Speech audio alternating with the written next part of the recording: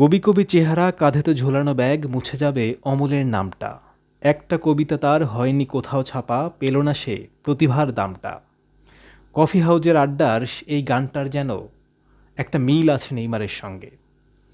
Neymar junior ব্রাজিলের ইতিহাসের অন্যতম সেরা তারকা হতে পারতেন, গোলের হিসেব তাই বলছে, কিন্তু তার ঝুলিতে কেমন যেন উল্লেখযোগ্য কোনো অর্জন নেই।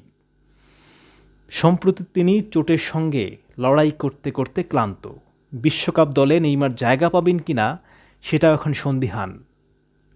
কোচ আনচেলত্তি তাকে নানা রকম শর্ত জুড়ে দিয়েছেন।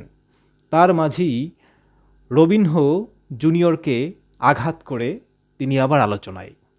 বিশ্বকাপের আগে নেইমার আরেকটা বিতর্কে জড়িয়ে পড়লেন।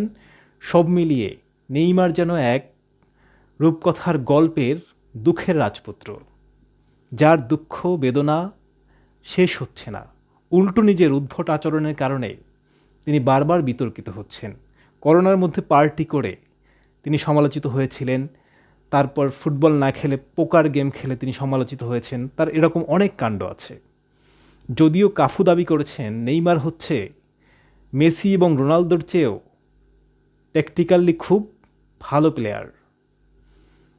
মানে তিনি কারিগরি দিকের জায়গায় মেসি এবং রোনালদোর চেয়েও বেশ ভালো, এটা কাফু মনে করেন।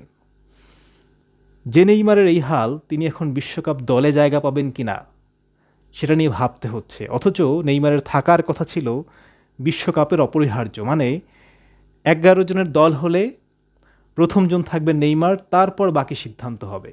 কিন্তু এখন 12, 13, 14, 15তেও নেইমার নেই।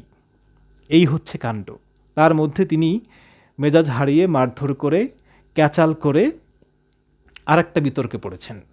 রবিনহো জুনিয়র তাকে ক্ষমা চাওয়ার আহ্বান জানিয়েছে। সব মিলিয়ে নেইমার কেমন যেন একটা ট্র্যাজেডিক হিরো। তার লাইফে কেন যেন কোনো সুখ নেই। সুখের অস্তিত্ব তিনি যেন ফুটবলে পান না।